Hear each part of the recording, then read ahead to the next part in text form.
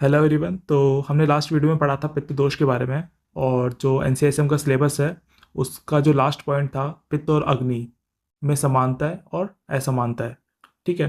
तो वो इस वीडियो में हम कवर करने वाले हैं, वो पूरा पॉइंट।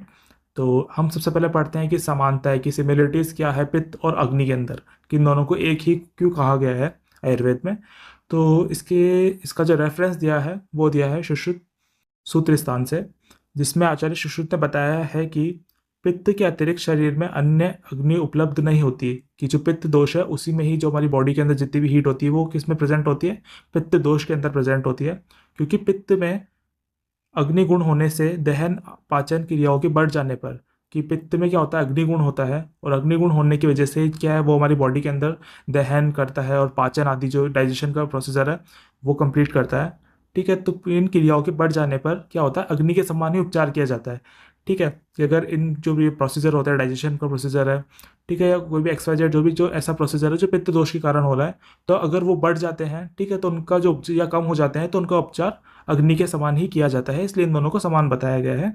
और इसके लिए लिखा भी है कि इसलिए ही पित्त ही शरीर के भीतर अग्नि है और पित्त के अतिरिक्त शरीर में अन्य अग्नि नहीं है। तो इस प्रकार से इन दोनों की समानता बताइए। तो फर्स्ट पॉइंट होता है ये।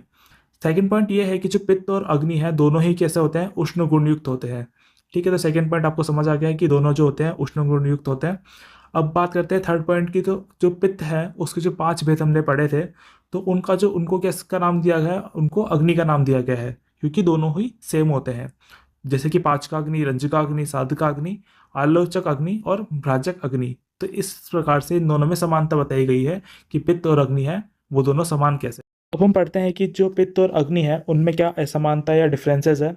तो फर्स्ट पॉइंट यह है कि आचार्य सुश्रुत ने जब स्वस्थ की परिभाषा दी है तो उन्होंने कहा है कि सम दोष है, समाग्निश्चय, सम धातु मल क्रिया है। कि इन्होंने यहाँ पे दो अलग अलग टर्म दिए हैं, सम दोष है और समाग्निश्चय। तो इन्होंने दोष और अग्नि इन दोनों को क्या है अलग अलग डिफ्रेंशिएट करके बताया है कि जो दोष है उनका समान होना अलग होता है और जो अग्नि है उनका समान होना अलग होता है। तो यहाँ से हम एक रेफरेंस ले सकते हैं कि जो पित्त है और अग्नि है वो दोनों अलग अलग होती है। सेकंड पॉइंट ये है कि जो घृत होता है उसके सेवन करने से पित्त का शमन होता है। ये हमने पढ़ा था कि जो अष्टांग हृदय सूत्र स्थान का जो अध्याय 1 है, आयुष्काम्य अध्याय, वहाँ पे दिया गया है कि जो घृत होता है वो पित्त शामक द्रव्य है। लेकिन क्या करता है, जो घृत होता है वो क्या करता है, अग्नि का दीपन करता है। ठीक है। तो अगर दोनों चीज़ समान होती तो सेम ही द्रव्य से उनका प्रकोप और प्रशमन होना चाहिए था, बट यहाँ पे ऐसा नहीं है। घृत के सेवन से पित्त का शमन हो रहा है, लेकिन घृत के सेवन से अग्नि का दीपन हो रहा है, ऐसा। तो ये सेकंड पॉइंट था।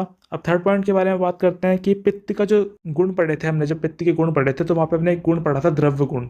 द्रव गुण होना क्या है, पित्त का गुण होता है।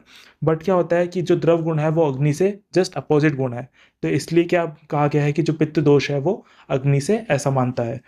कार से पित्त दोष के जितने भी पॉइंट्स थे वो हमने कवर किए हैं। और इस वीडियो के जो डिस्क्रिप्शन में मैंने लिंक दे दिया है, जिन्होंने पित्त दोष वाली वीडियो नहीं देखी है तो वो डिस्क्रिप्शन में लिंक पे जाके वो वीडियो देख सकते हैं। And thank you for watching.